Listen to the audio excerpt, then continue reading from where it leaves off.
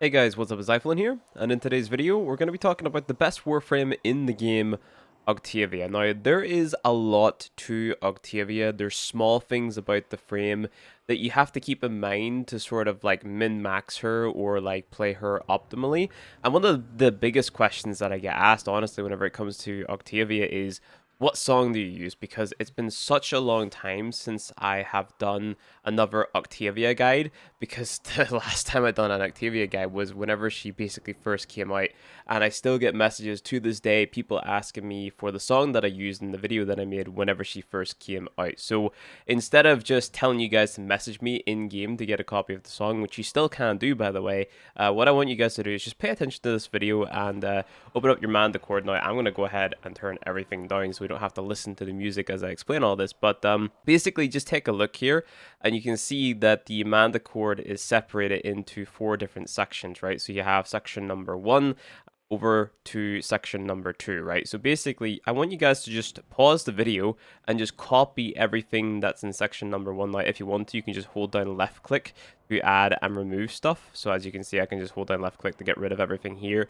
or I can hold it down to add everything. So just go ahead and make a big line like this and add all the, individual ones where they sort of fit in. So this is section number 1. I'm going to move on to section number 2. So section number 2, starting at this black line here, just go ahead, copy that, pause the video, moving on to section number 3, again, starting from the black line, just go ahead, copy everything that you can see, and then moving on to section number 4, pause the video, just go ahead and copy everything that you see, and that's going to be sort of your optimal Mandicord Octavia setup for just, getting all the buffs and dealing a lot of damage. So once you've set up your Mandicord, all you have to move on to next is the build, and honestly, there's not a lot of build diversity whenever it comes to Octavia. She is a frame that can do a lot, and because she can do a lot, you don't actually really have to mod for a lot. So basically, all we're going to be doing is just modding for ability strength and ability duration. I've got 5 Tau Forged Crimson Archon shards on here, so I've got 2 into ability strength, and then the rest is just into ability duration.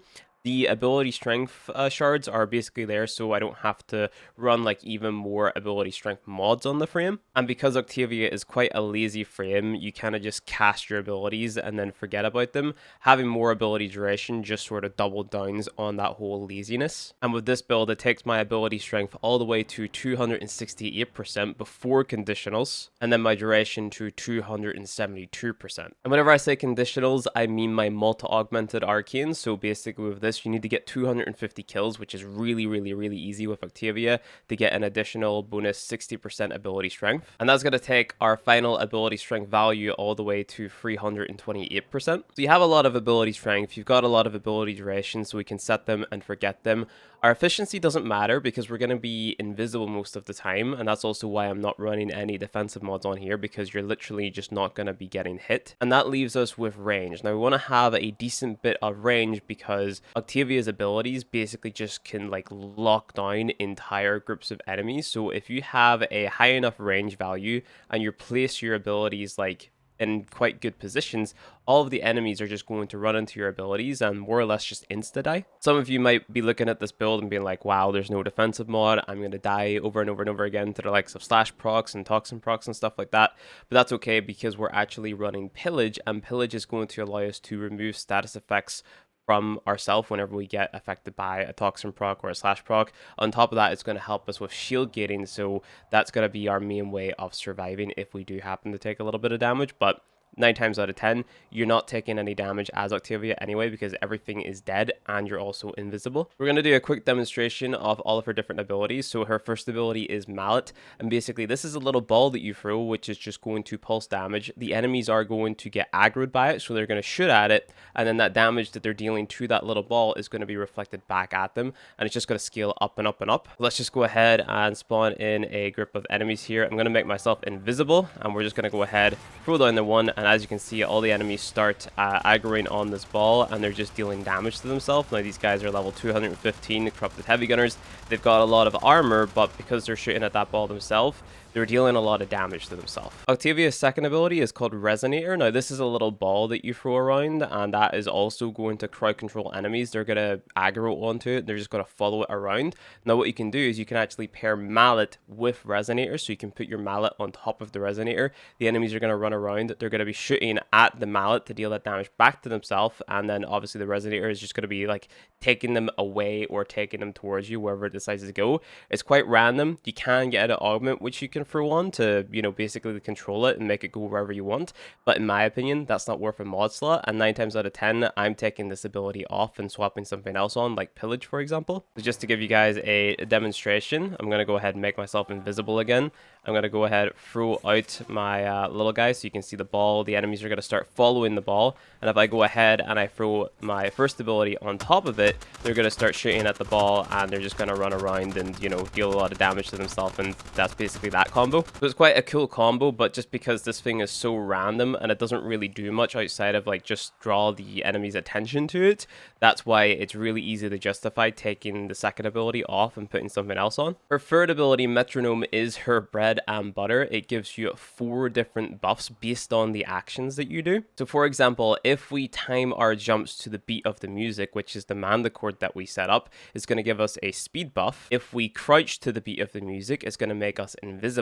If we fire to the beat of the movement, it's going to give us more multi-shot. And if we time our melee hits to the beat of the music, it's going to give us a melee damage bonus. So basically, you want to have the third ability active at all times, because whenever you do something like run or crouch or shoot, you're going to get a random buff, right?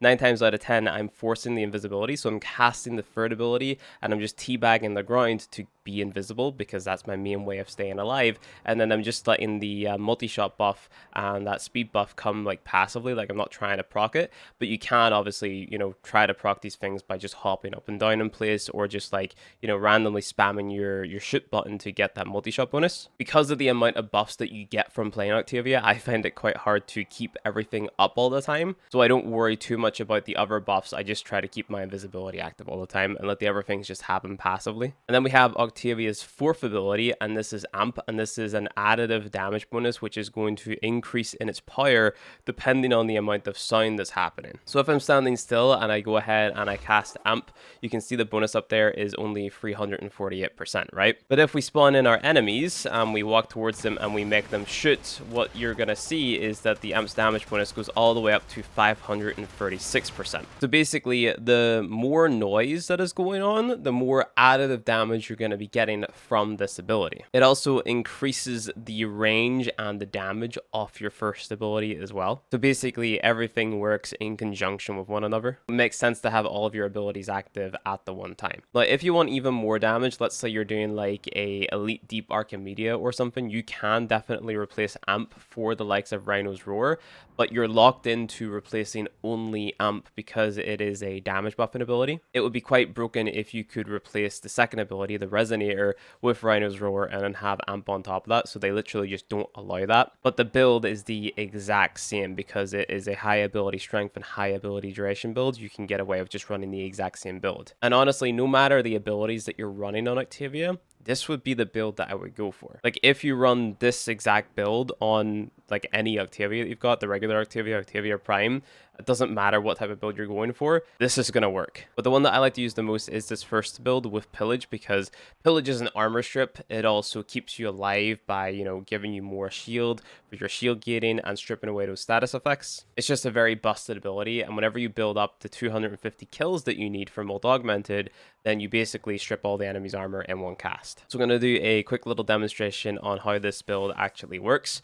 So what I'm going to do first is I'm going to go ahead, I'm going to make myself invisible, I'm going to spawn in all of the enemies, and then I'm going to go ahead, cast my fourth ability, I'm going to throw down my first ability, and then I'm going to go ahead and cast Pillage, which is going to reduce the enemy's armor.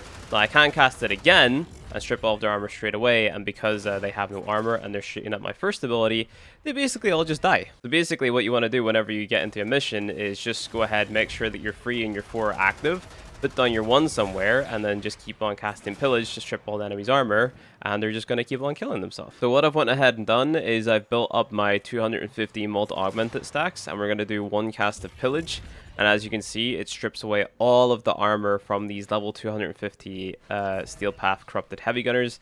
Then all we have to do is just go ahead, throw down our mallet, and they're all just going to shoot at it and basically immediately die. You can also see the amount of shields that I've got. So I've got 1,570 shield, which is quite nice. And then another cool thing to note is that certain weapons that you have are going to perform like better or worse with the multi-shot buff from the third ability. So you can actually run weapons like, for example, the Phantasma Prime.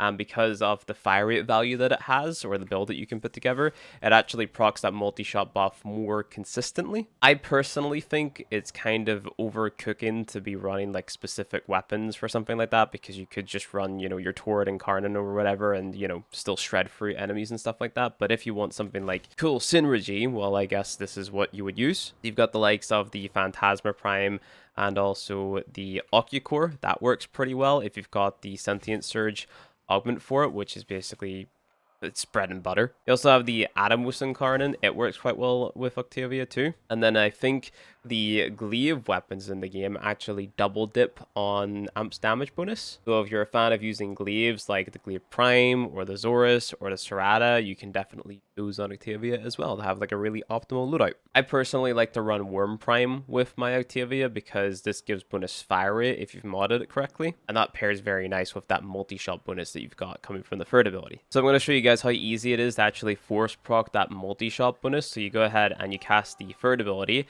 and you just want to keep on tapping the weapon that you've got, as you can see. And then if I go ahead and I pause the game here and I take a look, you can see I progress towards increased multi-shot by firing to metronome's beat. So you just keep on tapping it like this.